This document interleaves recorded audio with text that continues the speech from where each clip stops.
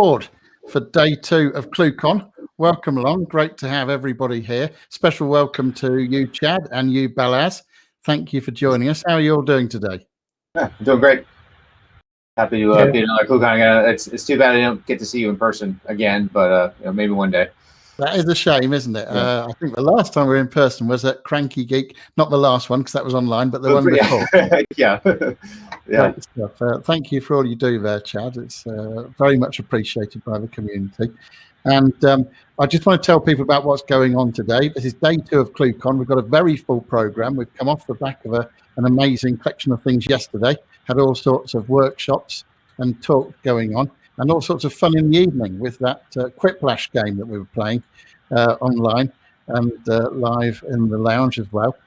Today we've got amazing workshops and talks to come across the whole day, including workshops from Janice and Homer, and more from Signal Wire and Free Switch. And we've also got talks from various different people. Răzvan and Bogdan are going to be back in, and our friend Lorenzo Miniero will be coming up before too long. But first up, a subject that I know is dear to a lot of people's hearts, WebRTC. Troubleshooting and debugging is often an issue, and Chad and Balazs are here with their talk, and we're looking forward to seeing what you have to say. So I'm going to hand over to you, gents, and say thank you very much. Great. Thanks, David. As you mentioned, we're going to talk a little bit about Webrtc statistics, troubleshooting, and an open source project we worked on to try to figure some of this stuff out. But I guess maybe before I start, just quick intro. I'm a product consultant, blogger. Hopefully many of you read Webrtc Hacks, or if you care about Webrtc, hopefully you do. I have another blog where I look at AI and RTC topics at Coggate AI and Balazs. Yeah, my name is Balazs Kreith, and I'm working for Webrtc as a WebRTC engineer. And yeah, I'm the lead architect of this open source project. It's not a big position, as we are just 4 people in the group. So, but yeah. So maybe before we get in too deep, I do want to talk about where at least I use Webrtc analysis and monitoring, and as I'm sure many of you, the pandemics and real-time communication is pretty busy, and certainly troubleshooting, debugging, monitoring are all essential parts of any service. And I found myself, increasingly needing a flexible tool to help with a bunch of different problems. Like, one client, was trying to debug user media errors, and they're in the middle of switching CPaaS platforms, which made things a lot more complicated. Another one was trying to run another ran into some user-side performance issues after a Jitsi Meet upgrade. Another one, kind of a different domain, but was doing some regression analysis and wanted to do a before and after comparison while they were tweaking their the Webrtc stack that they had on an embedded device. And so these are all pretty diverse types of problems. And to fix these issues, that usually like to start with tools that are already built in. And fortunately, Webrtc has an extensive set of stats built already via the GetStats API. And these stats actually come direct from the Webrtc stack itself. And actually, I think maybe I'll switch and actually show you some of this. Change my screen share quickly.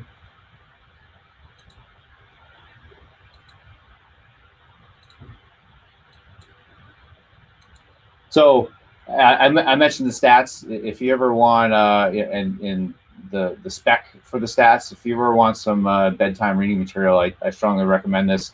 It'll definitely put you to sleep pretty quick. As you can see here, it's pretty extensive.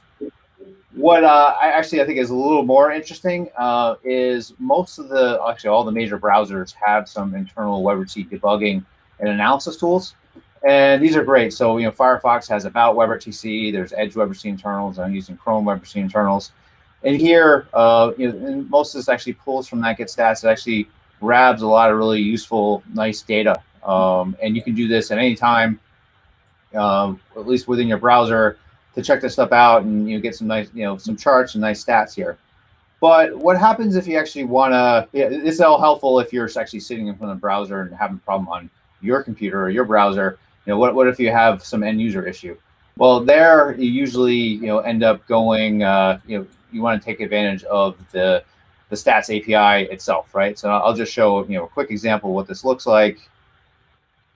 I'm going to do this, right? So I just call the get stats API here, and I dumped out a report, and you can see there's even more information than we showed in that in the internal screen here. And this is actually quite a bit, and the initial reaction might be, well, actually, it looks like there's everything you might ever want to need is in this. Why don't you actually just take all this, send it over some sort of some channel, dump it into a database, and do some analysis of it. But in looking at that, you quickly see like this is a lot of data, right? So this one report here is 23 kilobytes. And if I do the math right, it's 23 kilobytes. You say we did this at once every second, that comes out to something like 180 kilobits per second, right? And you're talking about the size of a video stream at that point. So it's actually a lot of data. So you can't just take this stuff and send it and hope you can figure it out later. It's a little more complicated than that. Now I'll turn this off. Go back to the slides.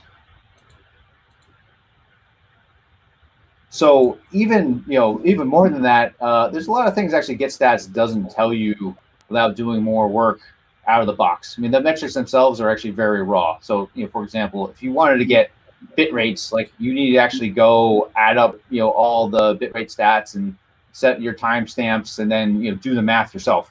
And it ends up being a lot of work. And let alone it doesn't give you any of the statistical averages or peaks and that sort of thing. And if you want to actually compare values, over time or across users, then you need to have some sort of aggregation function. And then the really interesting questions that you want to answer, like, how did adding a new turn server, impact the average quality of experience for users on like the West Coast? That sort of thing requires a lot more complicated analysis across these sub-reports and over time. So as obvious, these answers to these questions was going to take a lot more than just Webrtc internals or pull some GetStats queries. So actually 4 of us got together to work on this as part of an open source project that we ended up calling Observe RTC. So Balazs is here going to talk about it a little bit more. Also thanks to Palab, maybe you can wave and say hi, and Benoit out there too. But with that, maybe Balazs, I'll let you talk about the project a little bit more. Or at least I will. So there are challenges, and thanks to chat, there are challenges evaluating metrics for Rtc calls, and I am using the term calls because that's a bit different than the Webrtc Stats. As I'm going to mention later, that the Webrtc Stats doesn't contain everything, even if it contains lots of data, it doesn't contain everything to tell you the full story, what's going on in the client side and in the calls. So one of the challenges is realizing the data itself. We have a massive amount of data and we need to analyze all of them, or we need to store at least all of them. And another challenge is that the number of participants is not linearly correlated to the number of stats, it's exponentially correlated sometimes. So this is the time when we say that we are in the era of big data and we need to store it in some kind of data warehouses, or we need to use something. But we decided that, okay, let's design an open source application which is integrated to everywhere in the data warehouses where you can analyze your calls and can be used in the industry. So one of the principles we had is that do not reinvent the wheel. Next slide. So we wanted to design an open source project which is capable of collecting Webrtc stats and other important metrics from the clients and forwarding into the data warehouses. Meanwhile, on the fly, it is capable of analyzing the calls. So one of the requirements, it needs to be forwarding in the data warehouses, and there are lots of data warehouses on the market, like Snowflake, Google BigQuery, or Amazon Redshift. So instead of designing our own, it needs to be integrated with the existing one. The next requirement was that on the fly, it needs to be exposing metrics. For that, we also want to exposing metrics like Prometheus Then we can send it to Amplitude, Metabase. There are tons of already provided solutions in the market. So we want to be integrated with that. And at that point, if we designing an application, we could say that, okay, we are done. But the problem was that we don't want to lose samples. And samples or WebRTC calls, the more WebRTC calls is happening on the daylight, and there are some restrictions on the data warehouses, how much samples you can actually insert over the time. So that's limiting, by the way, the application itself. And then it eventually comes that if you don't want to lose samples on the daylight, when lots of the WebRTC calls you have, you need to queue them in your application. Sorry? So I think it was just at that point we realized that we need a kind of message system, and then one part of the solution is capable of receiving the samples, exposing metrics on the fly, and then another part of the solution is to forwarding into data warehouses. So we started using Apache Kafka, which is a well-known message broker system between the two parts of the solution. There are other solutions exist like Amazon Kinesis we can use. We can also integrate it with that. Currently, we using Apache Kafka. And from the beginning, we wanted to be able to deploy it into the cloud. So we used Kubernetes or Docker. And for that, we are using Helm chart. So the application is horizontally scalable. And finally, there is one more thing that if you are running several instances, then you need to share data in between the instances. For instance, if you want to determine on the fly which peer connection belongs to which cause, so grouping the peer connections, you necessarily need to share information from one instance running on the Kubernetes cluster with another instance. Either you are using a database, or in this solution, we find it an in-memory data grid is adequate for that problem. So altogether, putting it all together, we started to building this open source project.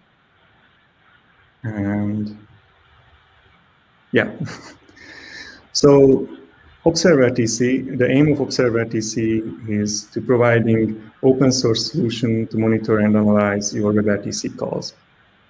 There are two parts of the solution. One is the client part called Observer.js, and it is designed and implemented by PalabGame just to make sure that the credit is going in the right direction. And this is designed to be a lightweight client library using shared workers also to send the WebRTC stats and samples. And the responsibility of that it's collect and send samples. Now, instead of sending WebRTC stats and sending that user media, we multiplexed all of the information into one sample, called peer connection sample. And that peer connection sample is sent periodically to the backend. The client library is integrated currently with TalkBox Media, Soup, and Jitsi, and we are planning to integrate it with more.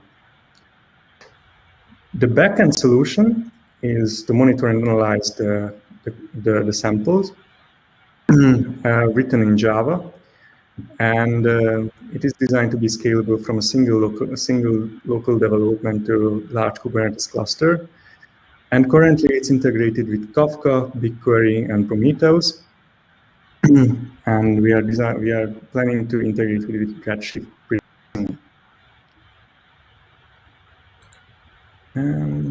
Yeah, so the full data flow of the current solution we have, that the client library is extracting the WebRTC stats from the client, and also the client informations like the operation system and the platform details. It multiplexes it into one sample, and that one sample is sent to the backend, where the observer receives it through a WebSocket. The observer is lying in a Kubernetes cluster right now, demultiplexing the sample and then exposing metrics to Prometheus and forwarding the multiplex samples into Kafka, where from Kafka, an application called Observer Connector consume it and then forwarding it to the integrated data warehouse. Now, from the BigQuery or Redshift or whatever data warehouse you are using and integrated into a connector, you can analyze it with your favorite user interfaces like Grafana, Colab, Jupyter, or Data Studio, or whatever you want to use. That's up to you. And yeah, this is basically what we have right now for the data flow. So the schema, the demultiplexed sample is corresponding to a table in the data warehouses. Right now, the guessless derivatives is like ice candidate pairs, ice local candidates, and so on. They are in different tables, and there are browser details, and there are also aggregations, like Chad mentioned in the beginning, that we need for know what's going on. They are in the backend for further analysis in the later on. And yeah. Oops. So yeah, thanks, Balazs. Balazs went through how this is put together.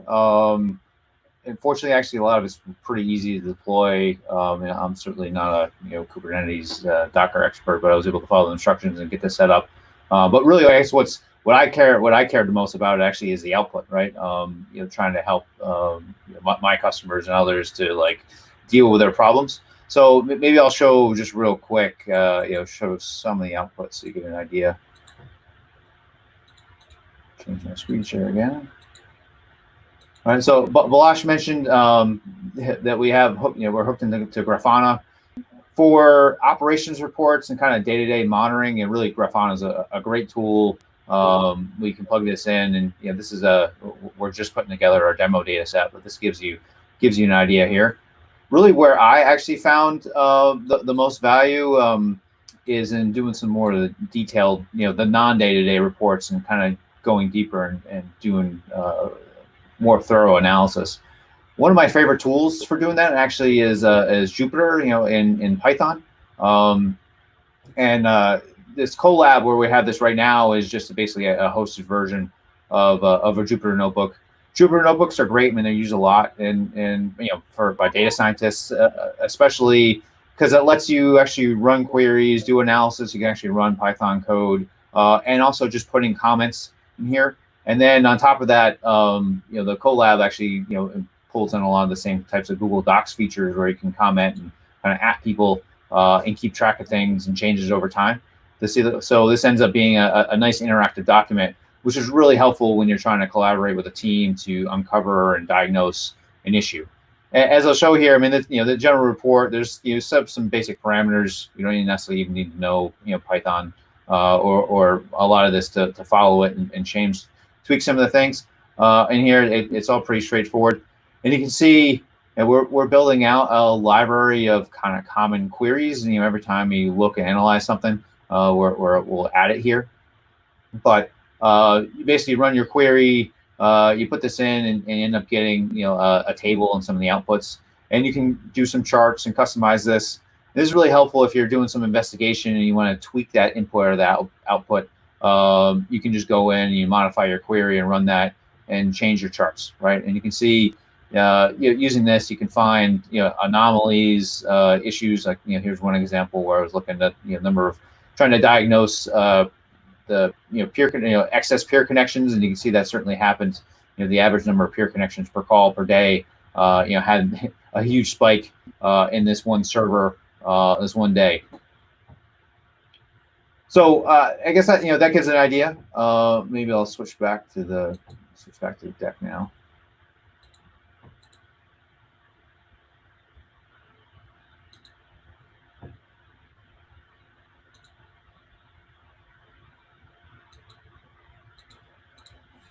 So just I guess summarize, I guess what we've learned so far in the project is first, it's great that it is based on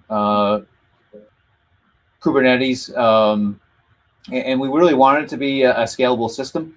And this works well, but it definitely, especially early on, before we actually had enough volume that needed to scale, it did add some overhead and extra work.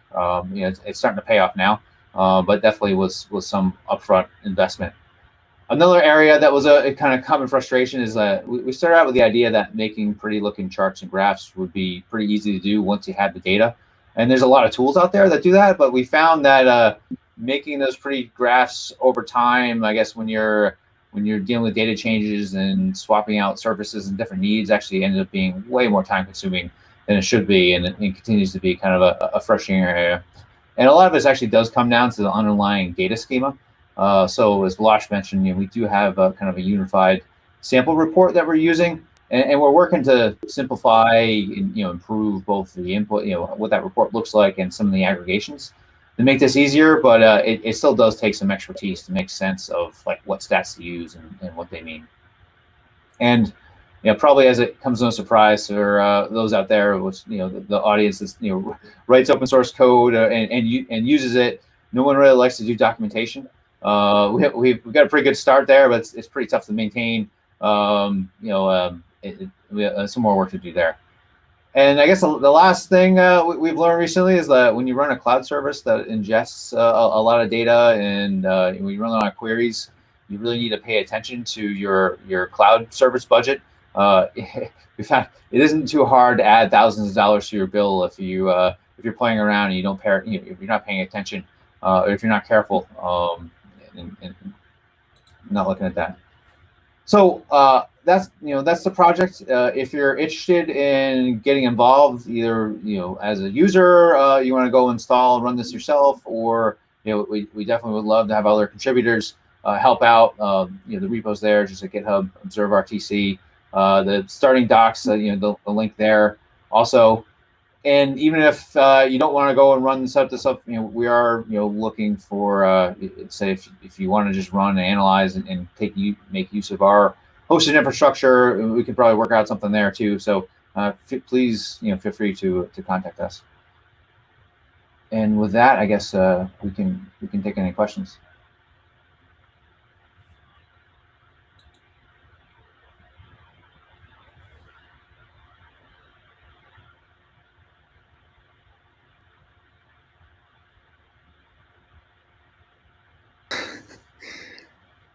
Danny, Dave, I don't know if you want to take questions from the audience or what we need to do here, but I think they disappeared. Yeah.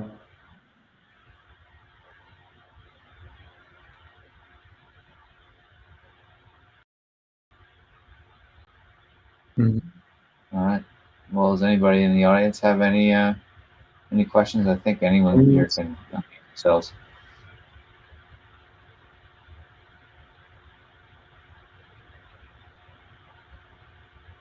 We're still here. Just phased. Yeah. Yeah. Hi.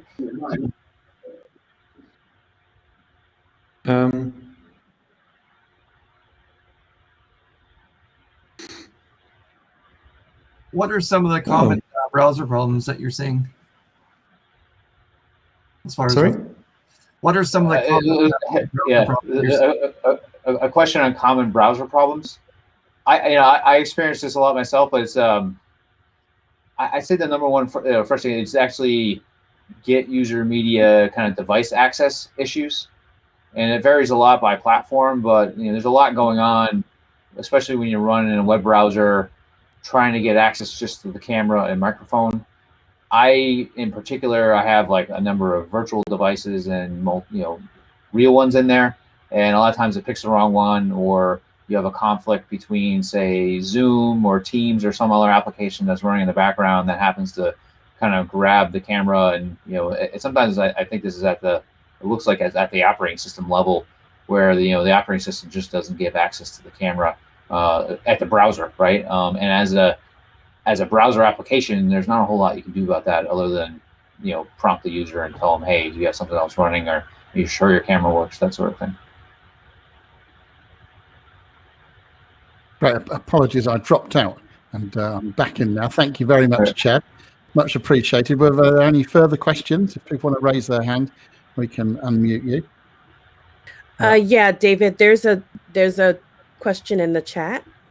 Yeah, I'm afraid I can't see that because I got out and then back in. Do you want to read it out, please, Sharon?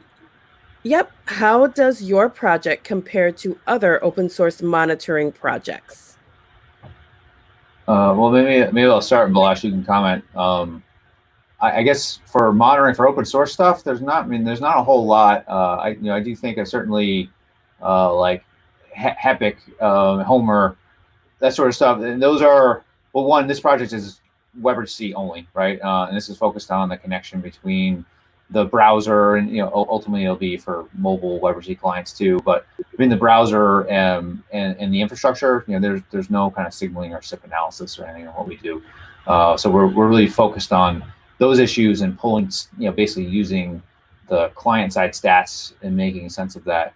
There is another, project, one of my Webrtc hacks partner, Fippo, put together called Rtc Stats that does some of this, and that's more of a, and that's been somewhat taken over by Jitsi and focused on that, and not really, it seems to be mostly active there, but that doesn't have like the Kafka and the stream management and some of the plugins that we've been working on for like Google Colab and other pieces there, but that, that's certainly another option. Great, thank you for dealing with that one, Chad. I noticed there was a comment in the chat from Dan saying, great stuff, or that's amazing, or that's excellent, something along those lines. And it's very heartwarming that you've made this an open source project. We thank you for it. Yeah, it'd be, I don't know, for me, it'd feel weird if we did it any other way, I guess. It belongs to be open source first. So. Well, that's great. I see in the chat that Dan said that I hate get stats. Well, no one really likes it, but that's only we have. So, well, it sounds like you guys have actually created a solution for the problem of people that hate get stats, because they can get on the other end of your solution now. David, I've sorted out my mic. So yeah, I do hate get stats from a API perspective.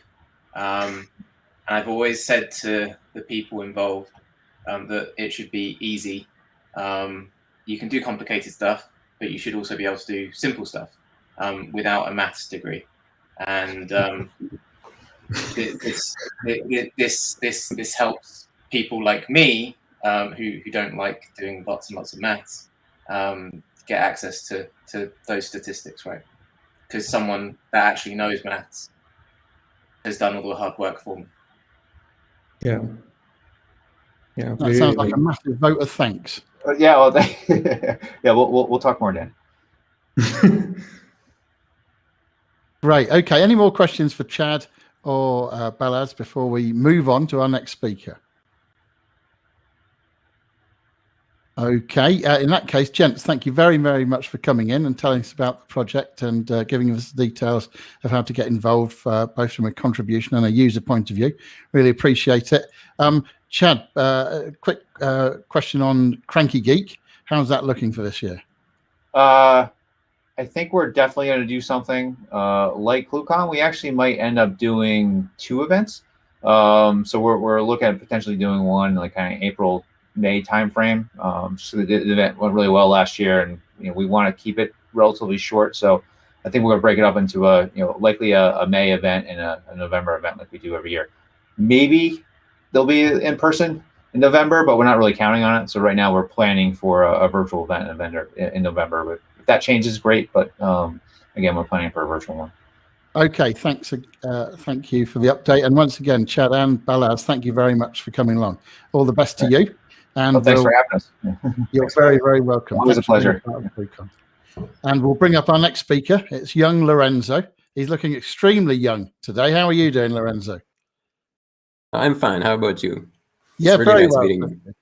Very well. Very well. Yeah, indeed. I shaved my beard. I look probably 2 weeks younger. So anything that I can take advantage of is fine. Well, you're still a very young gentleman, Lorenzo. We don't want to cast you in an old light at this stage. But let me move on and ask you, because as well as Janice and Janice Con. You've also had VoIP on the beach as well. So you're another event organizer. Any updates in that domain before we crack on? Yeah, we would really, I mean, unfortunately, the second edition of JanusCon didn't happen because of the pandemic, and because we were very busy on other things, we didn't manage to find some time to organize a virtual edition like ClueCon and ComCon and others. So we really want to do a new one, possibly even virtually soon, but first some wheels will have to stop moving a bit so that we can relax on some other things, because we are a very small team and we really can do too many things at the same time. But we really want it to happen again because we loved the first edition, and I really love the way ClueCon is happening as well, and it happened in August. So this really makes me want to do a new edition of JanusCon as well soon. Great. Okay. Well, thanks for that update. Before we move on to your talk, I do need to tell people that we are still giving away a $100 Amazon gift card. People or the person at the end of this session, after Lorenzo and then after Răzvan and Bogdan, will be selected at random. But I hear you can increase your random chances by keeping your video on. So the more we see of your face, the higher the chances of winning that Amazon gift card. Now, Lorenzo, thank you very much for everything you do and the gift that you've given to the world with your team of Janus. What are you going to talk to us about today? Yeah, today I'll be talking a bit about a more recent effort that I've been working on, which is mostly related to NDI, which is a technology that is not much known in our industry, but is very widespread in the broadcasters industry instead. And I actually did a small demo at the last ClueCon as well. I'll touch it briefly. And Dan is in the room as well. We've been working together on trying to make this a bit more accessible to everyone as well. So this will be mostly what I'll be talking about. Great. Okay. Well, we're on the edge of our seats, looking forward to that. And so over to you, Lorenzo. Thank you. So yeah, as I was saying, this talk will be about NDI and more importantly, how to bridge the gap between WebRTC and NDI. And so before proceeding, just a few words about me. I got my PhD at the University of Naples a few years ago, and I'm one of the co-founders of Meetecho, a small company based in the south of Italy. And some of you may know me as the main author of Janus, and here you can find some links about me and some of my hobbies. And Meetecho is a small company that basically works a lot on consulting and other things, mostly revolving around Janus, and we are all based in this beautiful city that you see here. I wish it were as sunny as it is in this picture right now. Actually, it was snowing for the first time in probably 50 years or something like this a few days ago, but it's still a really nice place to be stuck in a pandemic nevertheless, so I really can't complain. And when I'm mentioning NDI, some of you may have already heard about it, because I actually did a dangerous demo on this at the last ClueCon in August. And here you can see a screenshot of that, where we had 5 or 6 people joining an online conference that I had set up. And then I had basically another instance pulling those streams from the public service, and then basically generating the NDI feeds so that I could play with them in OBS, which is a popular broadcasting tool. And basically, that very quick demo is a summary of what I'll try also to describe here as well. So I basically will try to describe a bit the process that led to that demo and everything that happened since, because of course, that was just a quick prototype and we wanted something that was much more robust instead. But before moving on, of course, we need to, first of all, understand what NDI is. And first of all, you need to understand that NDI is a tool that is mostly used in the broadcasters industry. And when I say broadcasting, I mean TV shows and things like this. So anytime you see a talk show or a news show or anything like this, there's probably a big team behind there of media producers that are actually pulling media from different sources, typically from their own LAN and so on, so that they can design and combine anything that eventually happens on the screen. And NDI is a popular technology for that, because it basically allows you to pull different sources, even though they are not physically connected to the machine that you are using. For instance, you have a file on a server that you want to pull and use as some stock video in a news feed, for instance, or you want to use some other media like that. And NDI makes this all easier. And first of all, NDI is a short term for network device interface, and is a royalty-free standard developed by a company called Meetecho. And this is a link where you can find some more information.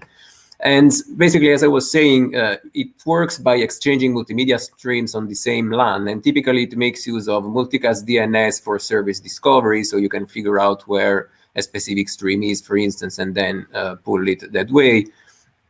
And it's actually relatively easy to use because there is a native SDK that makes it easy to build new applications on top of that, which is exactly what I use in my own effort, as I'll explain shortly.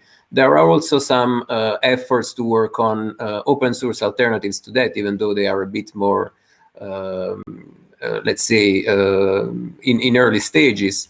And most importantly, there are a lot of applications that can use NDI for different use cases. So even, for instance, just by looking at the store of your phone, you'll find applications that you consume, for instance, NDI streams, so that it makes it very easy to produce and consume NDI streams in a broadcasting environment. Which leads to the next point, which is why are broadcasters not taking advantage of WebRTC to do whatever they need to do, especially in this time and age. And this was actually something that Dan himself asked himself about a year ago. And he was pointing out that, for instance, BBC News used Zoom a lot for the remote interviews rather than using, for instance, WebRTC, which seemed like an obvious choice. And Sam, in this case, explained basically why, which was broadcasters use NDI a lot, and there isn't an easy way to use WebRTC with that. And for instance, that Skype is used much more often in that case because at the time Skype did write a simple Skype to NDI kind of thing that allowed you to have conversations on Skype and then get NDI streams out of that, even though with some limitations, which is basically what led me to decide to start investigating this technology in the first place. And then the discussion proceeded a bit also in terms of what can we do with OBS out of the box, because there is an effort to have WebRTC support in OBS, even though in that case it's mostly for WebRTC out, not in. So it's basically to allow WebRTC to generate WebRTC streams rather than consume WebRTC streams and use them internally by itself, let's say. And BBC News was, of course, not the only instance here, because I noticed the same pattern as well. Because, for instance, Bill Burr is one of my favorite comedians. So when I saw that ugly Cisco WebEx logo over his interview with Jimmy Kimmel, that really hurt my feelings. And even worse, when I saw, I like Conan a lot as well. And so when I noticed that his remote interviews are done via Zoom as well, that hurt my feelings even more. So that was possibly one more reason to start and investigate if there was any easy way to bring WebRTC into picture instead, rather than these proprietary applications.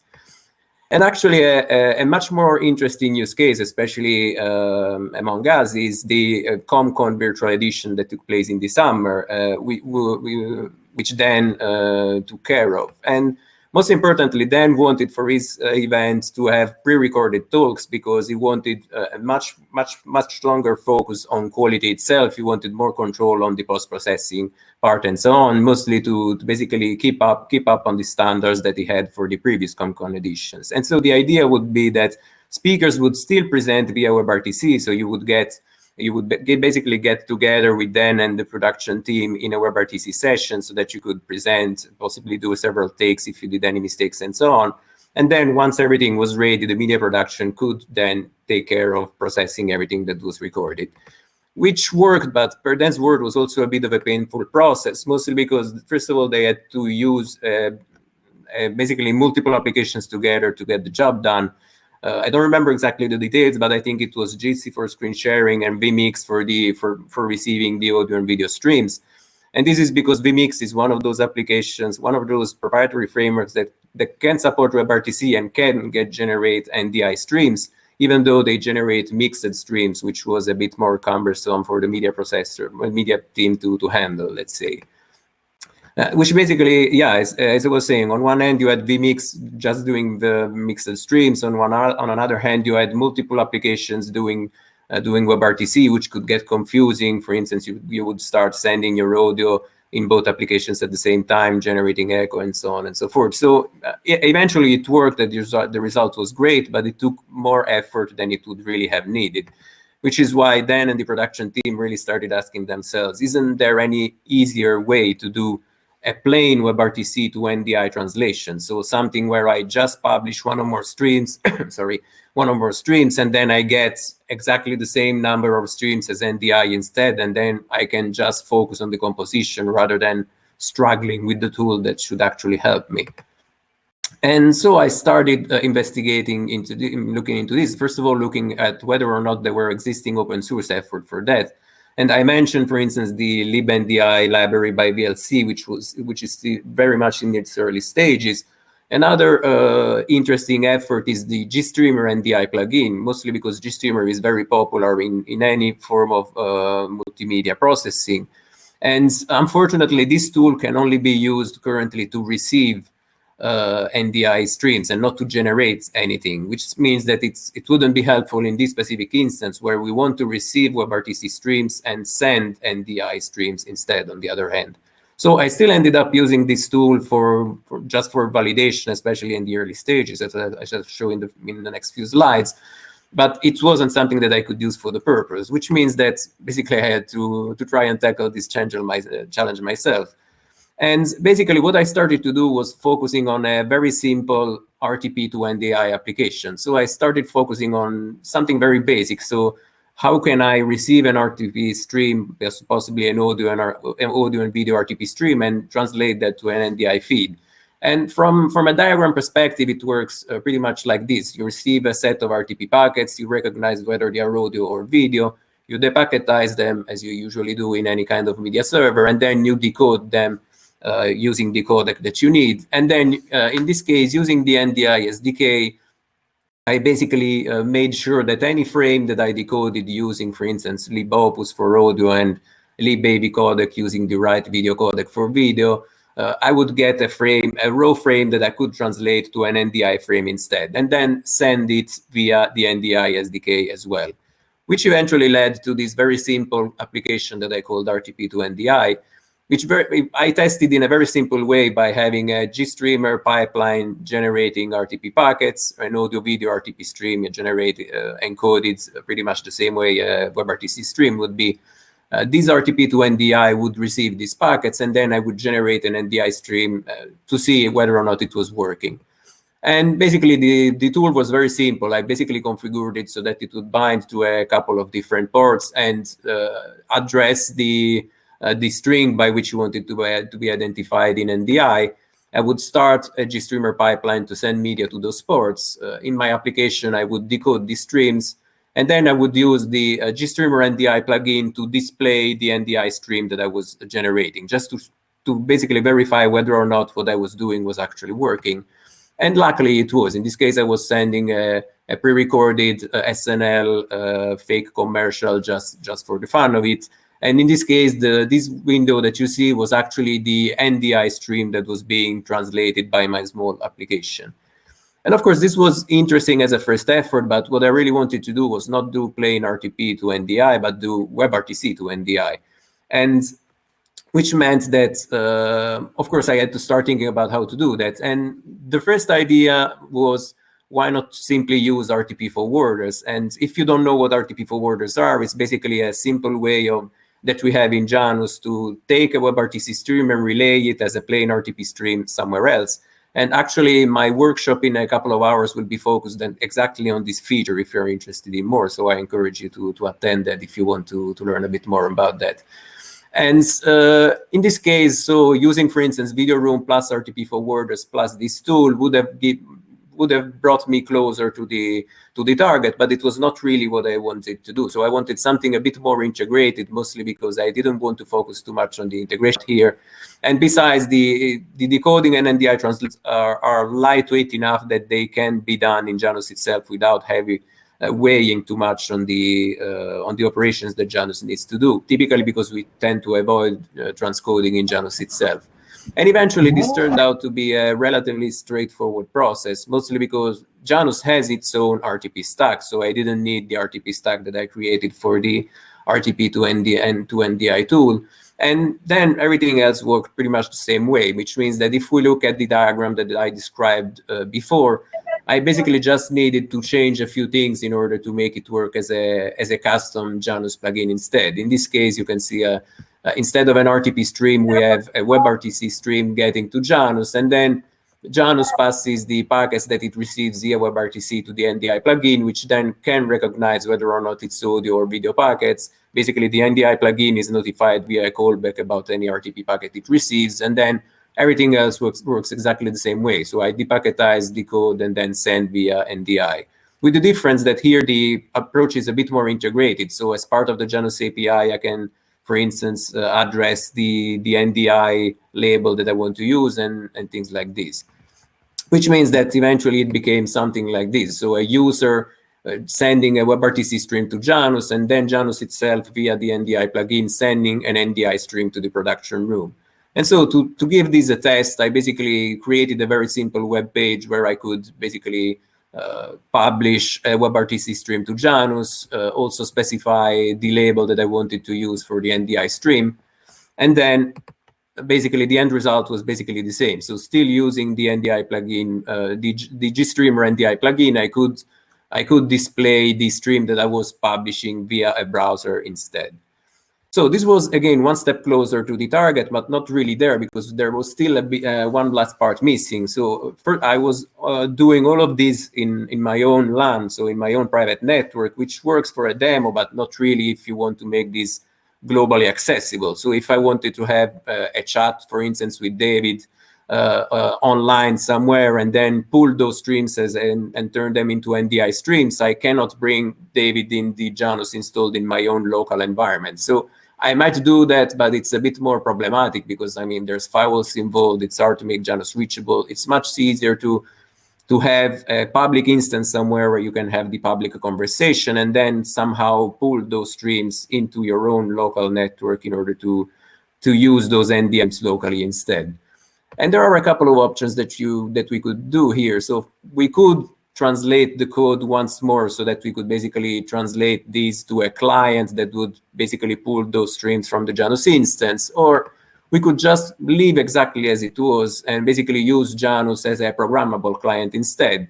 And even is exactly what I ended up doing. So basically I started from this and then I translated this to this instead, where we basically have a public Janus instance where you have the conversation happening. So in this case, this is where people connect to have the chat with each other, and they are chatting over the cloud, let's say. And then we have another Janus instance where the NDI plugin lives. So all we had to do was basically create some sort of an orchestration layer in here from a signaling perspective that would connect to this public instance as a fake participant, let's say, be notified about any person that was joining, and then anytime somebody joined, basically make sure that we could subscribe from here to here in order to receive the WebRTC streams from these other participants instead. In this case, this Janus instance is acting as a fake participant that receives all media streams exactly as a real participant does.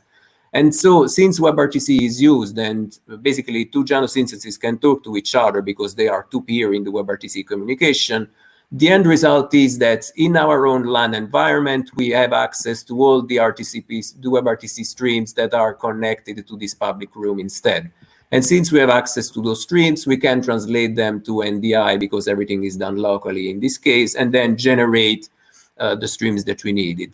And in order to give this a try, especially when I first wanted to experiment with this, I experimented a bit with the streaming plugin. So the streaming plugin is basically a simple way we have where we send a plain RTP stream to Janus, and Janus turns this into a WebRTC broadcast. So we have a demo always online on the Janus demos where we have an always available WebRTC video stream provided by the streaming plugin. So the first thing that I wanted to check was, let's try to have my local Janus instance pull this remote stream from the public demo Janus instance, and let's see if I can visualize this via NDI as part of the process. If it works, then I'm done, and I basically just need to work on making it a bit more dynamic. And eventually, luckily, of course, it worked, and this is what I ended up displaying when I consumed that that stream. So in this case, I was receiving the WebRTC stream from the public instance to my own local instance, and I was translating it to an NDI stream locally that I could consume. And which basically meant that we were done from an architectural perspective. And this is also basically the first step that led then to start thinking of whether or not this could be made more accessible to end users, and basically his idea for Broadcaster VC. And he actually announced it a few weeks ago and is now in beta. And basically, it's basically a collaboration between Dan and us, and the approach is pretty much the one that I've described in the previous slide. So the idea was to have a hosted infrastructure that would take care of the public conversation part. So imagine a conversation service provided as a service, in this case by Nimble Ape, which is a pool of public Janus instances that you can use for the conversation part. So, for instance, the interview or your podcast or whatever. And then you have a Docker image that instead contains a Janus instance plus the NDI plugin that you spawn in your own network instead. And using some automagic orchestration, you can basically have these Docker images automatically pull any streams that are being created and added to the rooms that you have control of. So let's say that you create a conference room because you want to have a public interview with a few people. You just need to configure this Docker image to subscribe to that room, and then anything that takes place in that room will be automatically received by this Docker image and then automatically translated to a set of NDI feeds that you can consume locally. So as you see, much simpler than for any producer or broadcaster, because all they need to do is take care of the conversation part, and then everything else is done for them automatically. They just need to consume the NDI feeds. And this is basically working. So it is, as I was anticipating, in beta right now, and so you can already give this a try. I definitely encourage you to visit that link for more information. And the rest of my presentation will mostly be a short summary of the changes and enhancements that we did since I got that first hack working. Because what I explained in my previous slides was basically what led to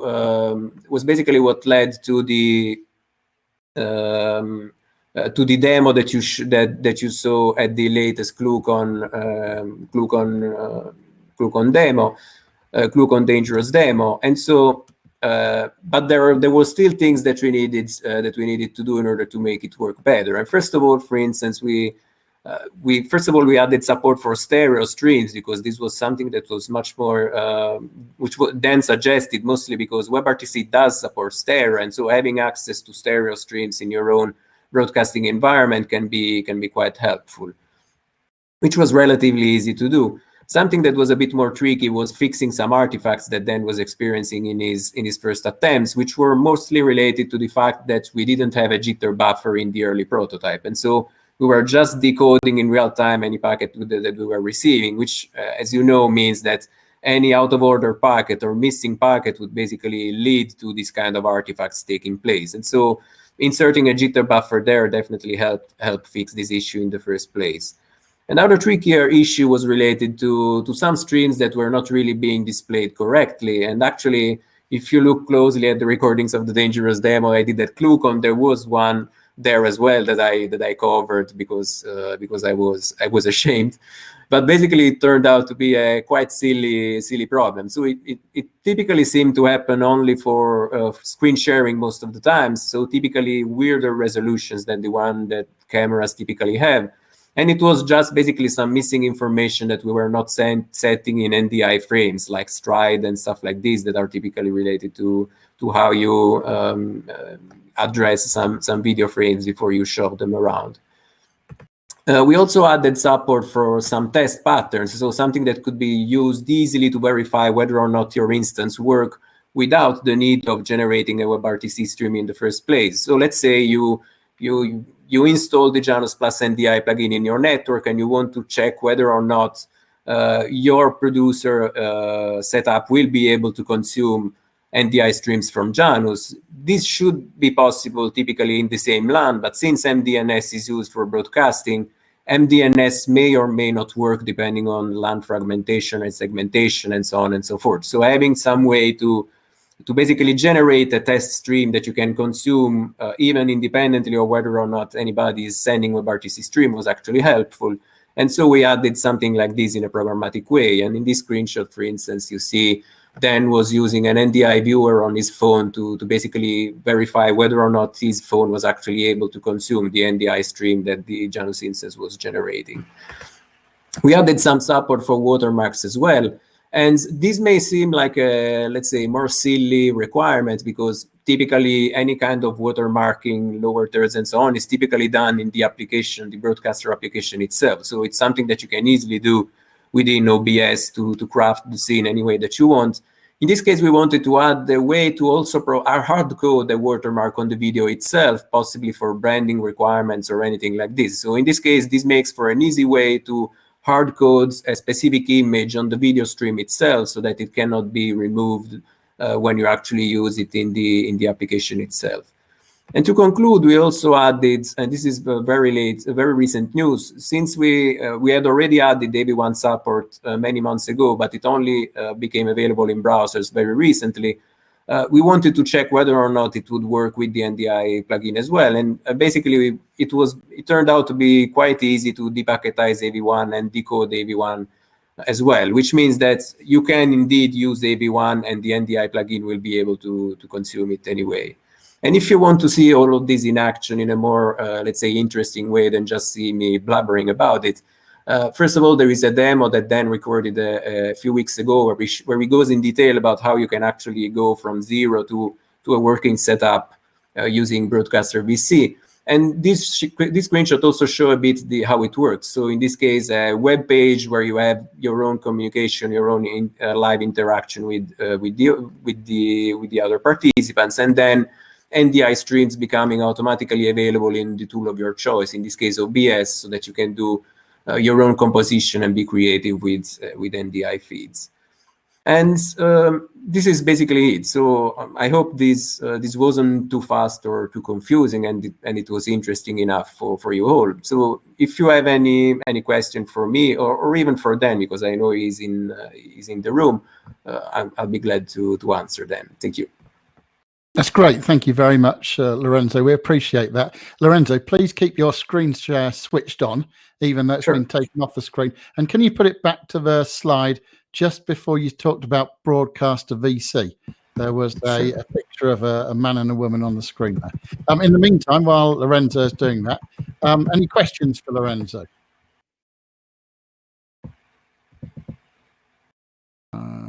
Okay.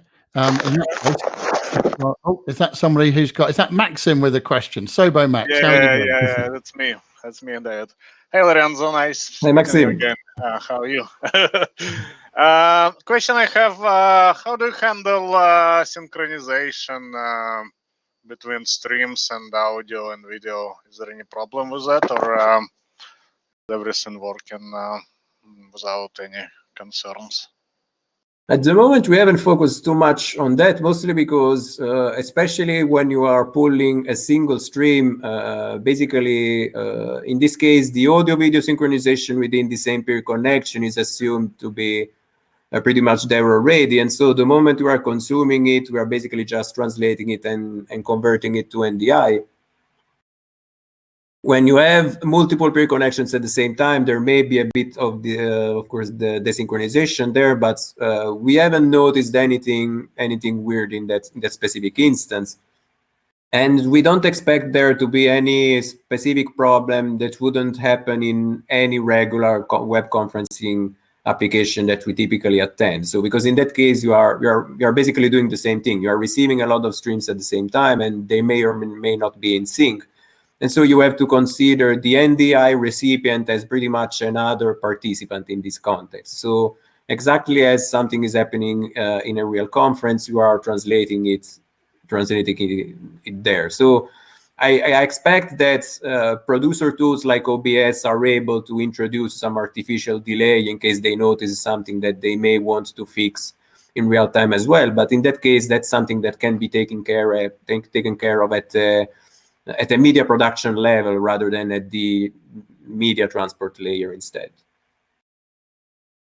Thank you. Did that answer your question, Max? Yes, thank you.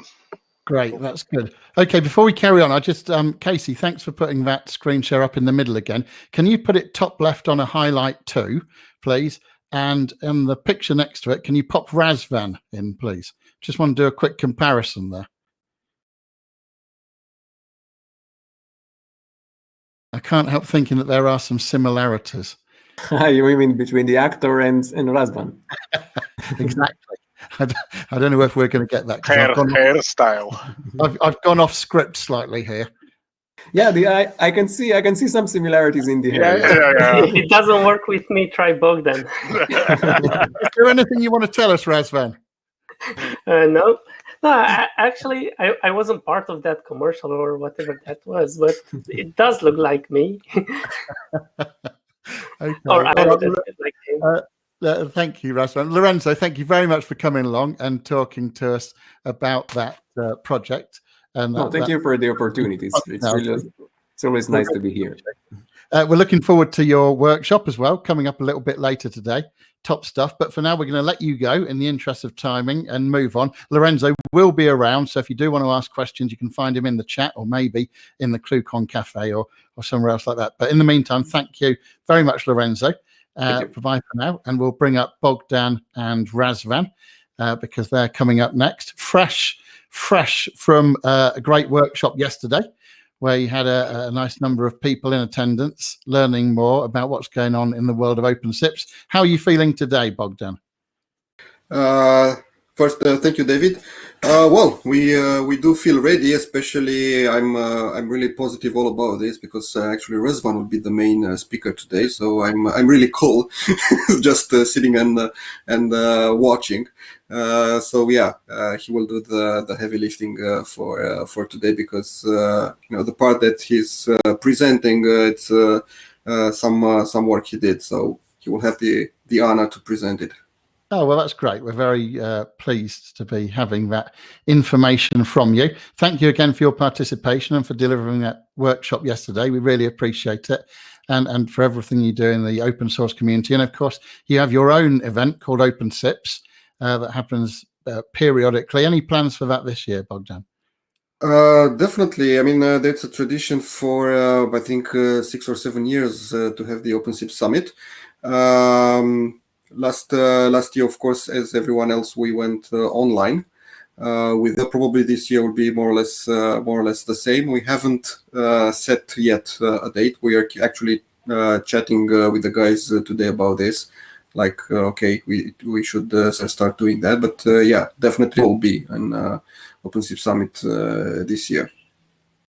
Great. Something else to look forward to on the calendar then, as well as our ClueCon coming up in August. And of course, we'll be very pleased to have you take part in that again. But now let me hand over to you both and say thank you. And we're looking forward to see what you have to say. Thank you, David. Thank you, David. All right. So let's get started. Today, we will be discussing about how you can control media for ongoing calls using just a SIP proxy. And the main scope of this presentation would be to make the best out of the two projects that that are involved during this presentation, OpenSIPS and FreeSwitch. So let's get started.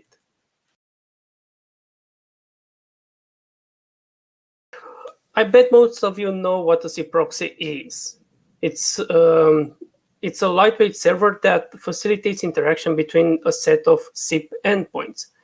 Usually, a proxy has routing capabilities, right? So when Alice wants to call Bob, the proxy usually knows where Bob is, and it's able to reach Bob. However, normally, the RTP flows directly to between Alice and Bob. And this might become a problem because you can only rely on the capabilities in terms of media services. You can only rely on the capabilities of what the device have. If, for example, you want to add more enhanced media capabilities, since you don't have control to this RTP flow, you can't do much about it.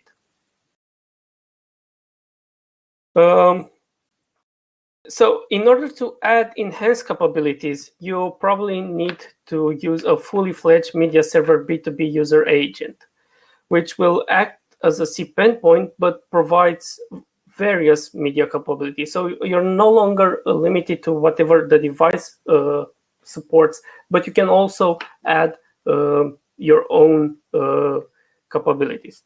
Let's see how a media server would fit in this scenario. So imagine that Alice wants to call Bob, but we also want to have some enhanced media capabilities. Instead of sending the call directly to Bob, we will send the call to a media server. The media server acts as a B2B UA, so it will start a new call saying from the media server to Bob, and OpenSIPS will send this call to Bob. As you can see here, the RTP flow does not go directly from Alice to Bob, but goes through the media server. And since we get the flow to the RTP to the media server, we have a lot of things that we can do with it. The problem with this setup is that, as you've seen earlier, you need to have two different separate calls, at least from OpenSIPS perspective. You have the inbound leg and the outbound leg. Sometimes if you want to match, for example, for CDRs, if you want to match those two calls, it might become harder. You'll have to add some markers. You will get two sets of CDRs for each in and call. You will also use twice as many resources because, for example, you have to create two different dialog structures. From the media server perspective, it will control both the calls and the signaling. And you probably know that processing RTP, it's quite resource intensive, especially because you have to do media handling. Even, for example, if you want to do transcoding, that's even worse. And probably you don't really want to do that. Most of the time, a call from A to B is just simple media proxy. You just pass along the RTP from one point to the other. So the question is, if you're not going to offer like enhanced media capability, does it worth to have all this overhead, two different calls, two different set of CDRs, just for the sake of probably some of the users might engage in some enhanced media capabilities? Or why not? Why can't we engage a media server during an ongoing call only when it's really needed? So only when we really need a specific media service, for example, playback. Playing back music on hold or what so. So that's how we came up with the media exchange module and media exchange functionalities in OpenSIPS. So the idea is that having a SIP proxied call, so a call that goes from A to B through OpenSIPS, that's it. What if we want to add some enhanced media capabilities? Well, this is what the module solves, and it basically is used to go or start a call to a media server only when it's really needed. So this is why it's very lightweight, because you don't really need to pin a call to a media server. For example, if during a call you want to play music on hold file, you can choose whatever media server you have available and is less loaded. So you don't really need to put all the calls in a media server, and you can do that because you only engage it when you need it. And the idea is quite simple. It basically mixes or swaps SDP's body between between proxied calls and B2B calls. We will see how simple that is, but again, OpenSIPS doesn't do anything with media. All the media hard work is still done by the media server, such as phrase switch in this case.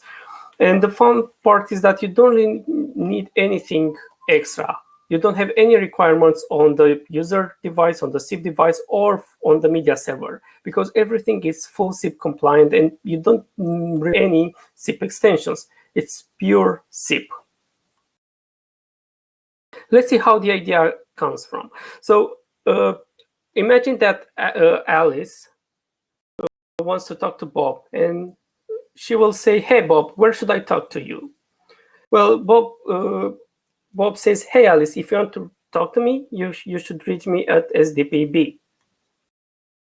However, since OpenSIPS or a proxy is in the middle, it can say, "Hey, Alice, I think you should talk to Carol. Hey, Carol, how can Alice reach you?"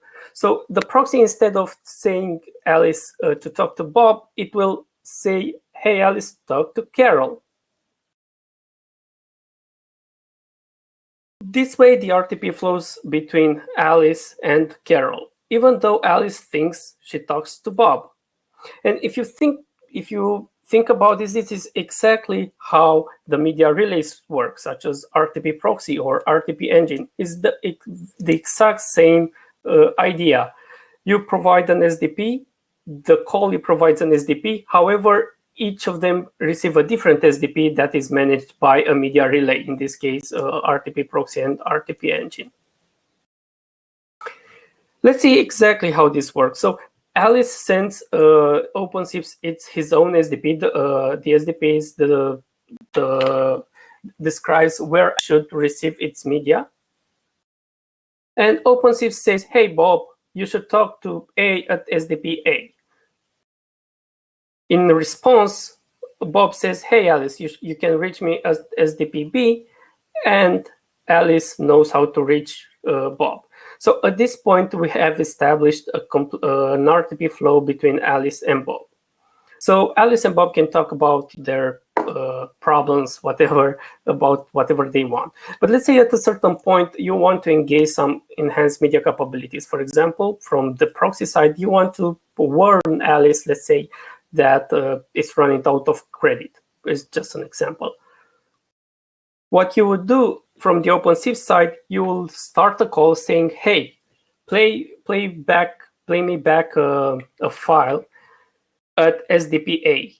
Note that this is not what Alice says, but it's what the proxy, what OpenSIPS says. Start a call with and send me RTP to this SDP. The media server will answer, offer his own RTP, and then instead of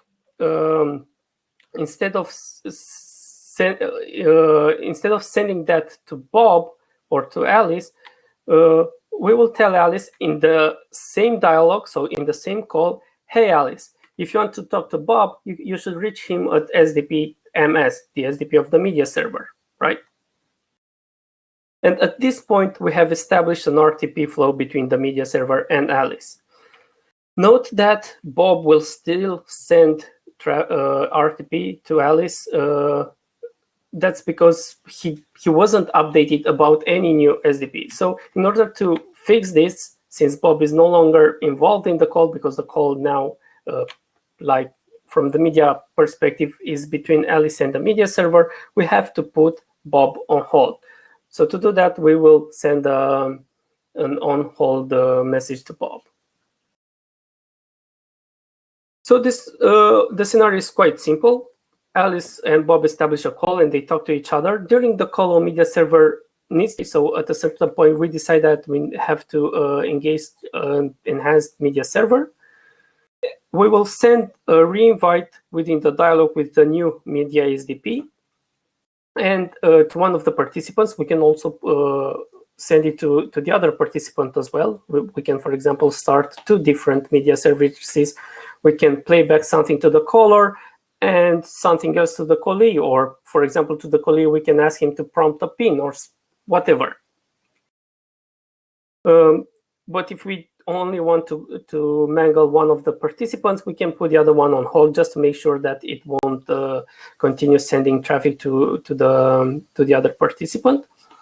And when the media service terminates, the call is resumed just as a simple proxy call. So you don't really need to do anything else. This is the flow where Alice and Bob talk to each other through their own RTP flow. And OpenSIPS is able to both originate, or the media server can originate some traffic to and push, and OpenSIPS can push it toward an existing call. This is the example where OpenSIPS is the one that originates the call. So this is the classic scenario where Alice puts Bob on hold. OpenSIPS will send an invite to the media server. The media server provides its own SDP in the 200 OK. We send a re-invite to Alice containing the media server SDP. In reply, we get the 200 OK with SDP and establish a flow between Alice and Bob. In this case, since we don't want to have Bob involved, we will simply put it on hold, providing Alice's on hold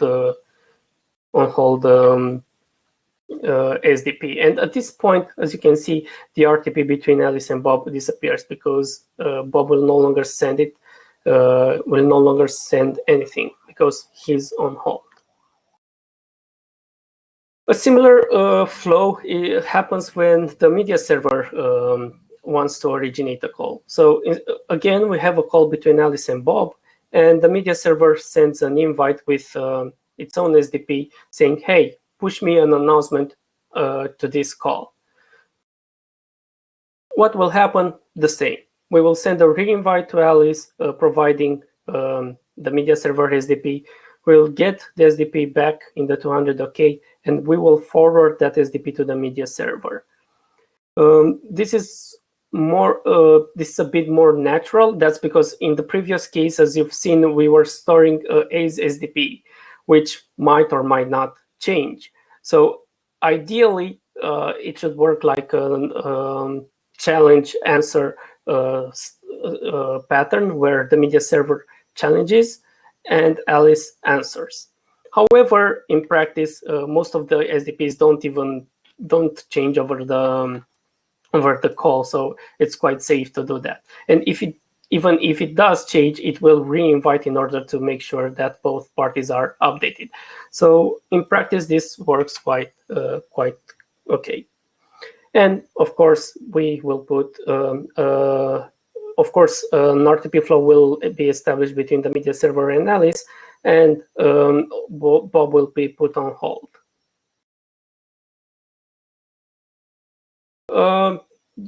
This is a small description of how things work, and it's basically what I've presented you earlier. No point like revisiting them. In terms of requirements, there's not that much requirements. As I said, there's no SIP extension needed. It flows just on a regular SIP.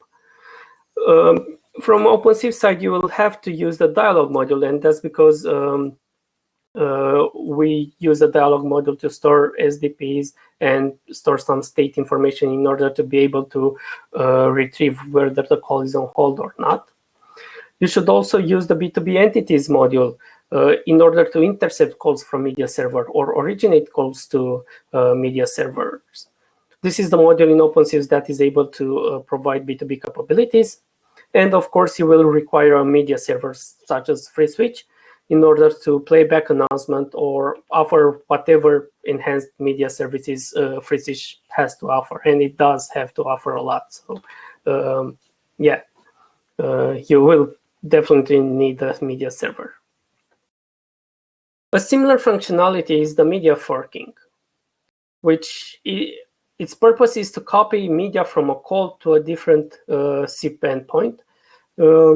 But in order to do that, we need to get access to the media flow or to the RTP flow. And that's why we need RTP proxy or RTP engine. That's why we need the media proxy in order to be able to hook up in the media flow. And once we do that, we can ask the media relay to forward the RTP to a different destination. Unfortunately, actually, luckily, RTP proxy does provide these capabilities for like more than 10 years, I think. The sad part is that the other ones are not quite providing it right now, but who knows, they might do that.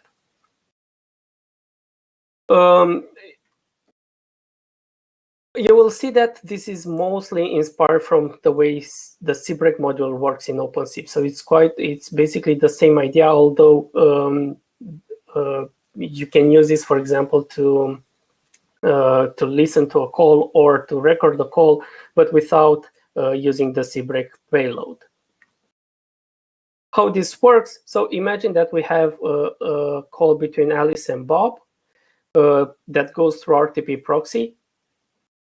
And at a certain point, Carol comes to say and say, hey, I want to listen to Alice's conversation. So what it will do, it will send an invite to OpenSIPS, providing its own SDP. And OpenSIPS will absorb that invite, and it will inform our proxy to copy the media stream that flows between Alice and Bob, copy it to Carol. It will provide a new SDP that will be sent back to Carol, and unidirectional RTP flow from the RTP proxy to Carol. And note that this is only unidirectional because RTP proxy will not be able to inject a real-time RTP flow in a call. Of course, it can play back files and stuff like that, but it doesn't work the other way around. Perhaps now that Maxim is listening, perhaps he will want to do that.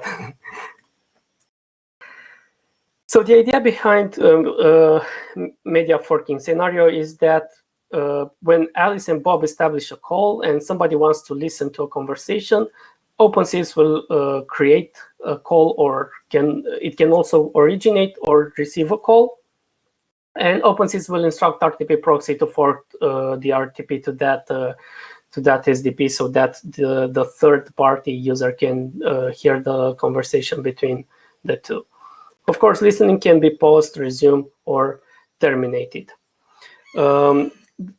Unfortunately, there are a couple of limitations. For example, as I said earlier, the RTP is unidirectional. You can only listen to what the other participant talks, but you can't talk because we are not injecting any RTP in any real-time RTP during the call. You can currently have one single listeners, although this might have changed. I'm not sure. Maxim could confirm that. But anyway, both OpenSIPS and RTP proxy need to work around the solution to be able to have more listeners, so to be able to accept more participants listening to a conversation.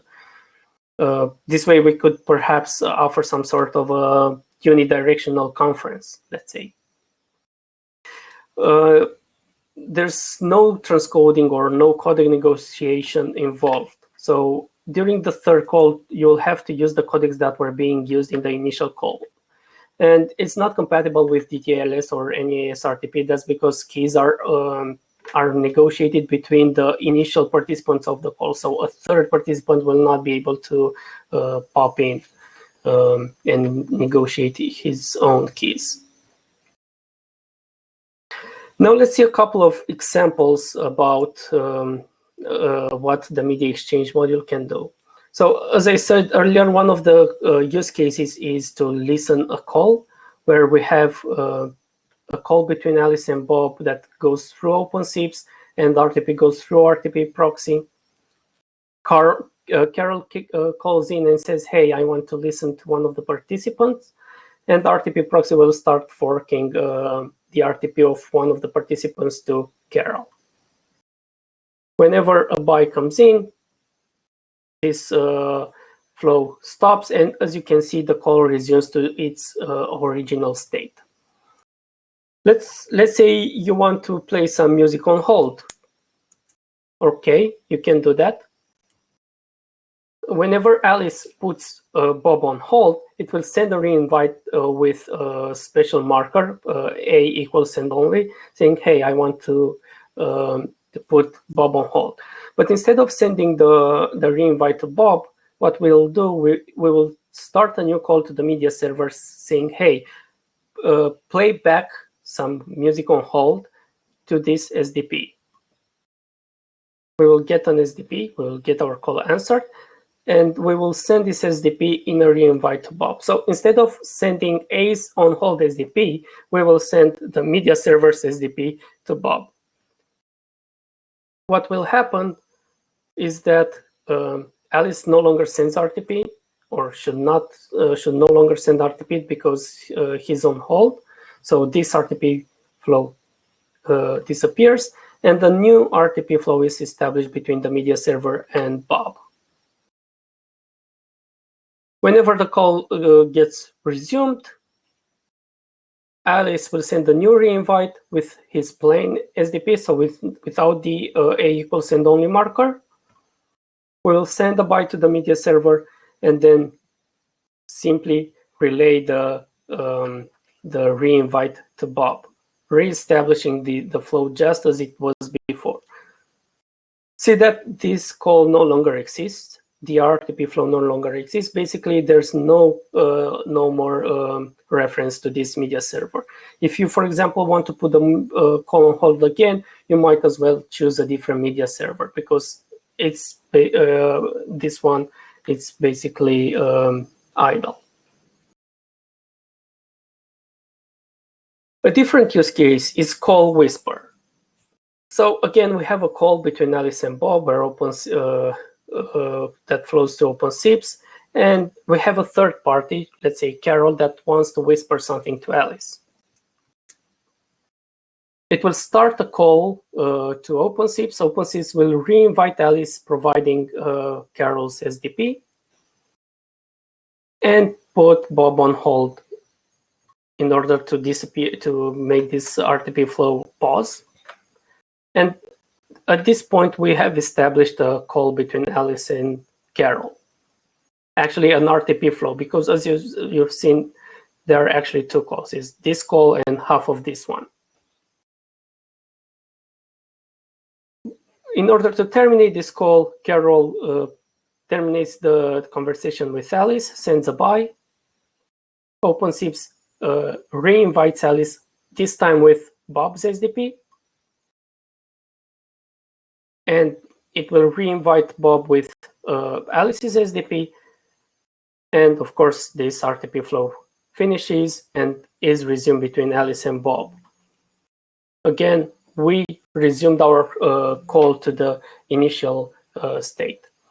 And also, a very nice feature is the call bar chain. So we have two different, let's say we have a customer and an agent talking to each other without using anything extra, just going like a regular call. And at a certain point, Carol decides that he wants to barge in. He wants to make a conference between all three participants. What will happen? It will send a call to OpenSIPS. And instead of contacting Alice and Bob, it will start a conference room to the media server, or to Freesich, for example. And at this point, Carol is in a conference room of the media server. Then OpenSIPS will start. Actually, this should have been the other way around. Then the media server starts a new call to OpenSIPS saying, hey, invite Alice in this conf room. And what OpenSIPS will do, instead of starting a new call, it will re-invite the existing call with the conference's SDP. And this will end up in putting Alice only as Alice's RTP in the conf room. And OpenSIPS will start another call saying, hey, also add Bob in the conference room, adding a third RTP flow to the conf room. So this, all three participants are talking to the media server. It's just Carol. Carol is actually that has a call directly to the media server. All the others are Alice thinks he's talking to Bob. In order to resume, basically we terminate these calls, the calls to Carol's call, the calls to the media server, and re-invite Alice and Bob with their original SDPs, and this will resume the call just as it was before. So without having any media server involved, without starting any new calls, without having a third or fourth call for the conference. All these features are already available, so they have been released in the media exchange module in OpenSIPS 3.1. You can play with some configuration files that I used during the OpenSIPS Summit demonstration. So you can use this repo in order to play with this setup. And you can also find a blog that I wrote a while back that describes how the media exchange module can be used to achieve whatever. Thank you so much for your attention. Let me know if you have any questions, or if we do have time for any questions. I see Giovanni has raised a hand there. Giovanni, would you like to ask a question? We'll just have the one question before we go to break, and then we'll leave the room open for people to ask you more questions. But go ahead, Giovanni. I'll try to be very fast. So at least in the barging use case, this seems similar to how you can use the UAC send sequential, and as to send a reinvite that are inside the dialogue and just change the SDP. That's exactly what it's doing internally. Actually, for all the scenarios, basically what we are doing, we are just sending reinvites inside the dialogue, but mangling the SDP. So we're not offering an SDP of that call, but the SDP of a different call. So we're just playing around with SDPs in different calls in order to make participants think that they are talking to the same person, let's say. So those are utility functions like wrappers around send sequential. Yes, well, there's a lot of logic for mixing SDPs and keeping states, making sure that you don't reinvite somebody that you shouldn't, or you don't. Perfect. But yeah, it's essentially some wrappers around the send sequential module. Yeah. Okay. Yeah. Thank you for that observation, Giovanni. I'm going to move things on. What we're going to do is we're going to go across to Abby. Thank you very, very much, Răzvan and Bogdan. If you'll please stick around in the room after Abby's told us about what's going on, and also given away a $100 gift card, an Amazon gift card. When we've done that, we'll open things up in the break for questions. We are going to come back on time, so we're going to come back at 11:30 Central when we've got another two great speakers coming to talk to us about various things. There'll be Diego Gosma. He talks about AI, and in particular going to be looking at sentiment analysis this time around, I think. And then, of course, we've got Dan Christian Bogos, both of these people, friends of ClueCon, just like Răzvan and Bogdan, and they'll be itching to go in just over 15 minutes' time. But for now, thank you, Bogdan. Thank you, Răzvan. And we'll bring up Abby. Abby, what do you got to talk to us about right now? Hi, everyone. So excited to be here on the second day of the second ClueCon, the first ever February ClueCon. We've got some really cool workshops coming up. This time, the workshops are at the end of the day, starting at 1 p.m. Central, where we'll see Lorenzo again with his Janus workshop. We also have a Homer workshop and a free switch workshop. You can see the full schedule at cwh.consulting, but those are at 1, 2:30, and 4 p.m. Central. So I'm really looking forward to seeing all of your wonderful faces there. Of course, I do have $100 to give away, but it is ClueCon tradition for me to stall and put that off until the end of my announcements so that everyone pays attention. So welcome to the ClueCon tradition. I'll be talking a little bit more about the coder games today at 12:30, so catch that. And we're also going to be hanging out in the lounge after all the workshops are over. So of course, all the rooms that you see on that home screen and in the room navigator are open for everybody to explore. So feel free to hang out in that coffee shop or the lounge whenever you want. But we're all going to be meeting in there at 5 o'clock Central Time if you guys want to come out and chat with us. We also have a SignalWire concierge room open. That's a special room. If you have any questions about SignalWire in general, or any questions about the platform that we're using specifically, SignalWire events, our sales team will be notified anytime anyone enters the SignalWire concierge room, and they'll be there to chat. And if you just want to say hi, they'll be down for that too. So SignalWire concierge room. Abby, let me just jump in for a moment because I saw it in operation earlier. I was just looking at the room navigator and I saw somebody go into the SignalWire concierge, and I was just about to go in there myself and say hello when Ryan showed up, one of our salespeople. So it happens very fast. You only need to drop in and somebody will come along and say hello to you. Oh yes, they're ready. We have it rigged so it'll notify them anytime anyone enters the room. No one will be notified if you enter the lounge, so no worries. But the Ryan is on it. He's waiting to talk to you. He's a little lonely today, so he's excited to talk to everyone. All right, and with that, I do believe it's time to announce our 100 card winner. We have one more after this, so drum roll, bell roll. Cue the bell.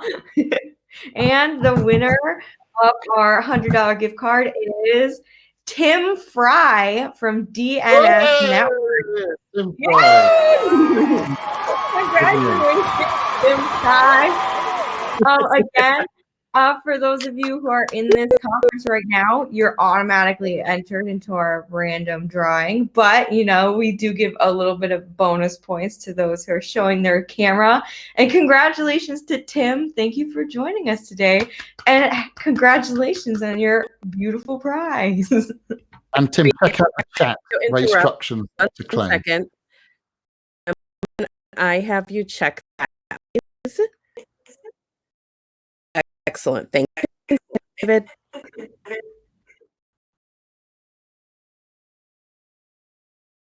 Okay, that went a little bit juddery for me just there. Maybe it's the Brazilian broadband. Who knows?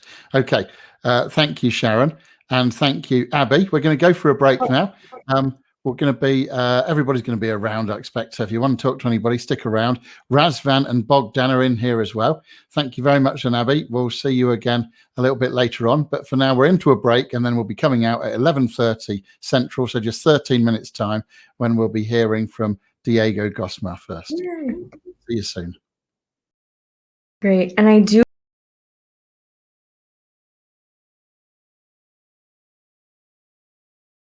I think you got muted there, Abby.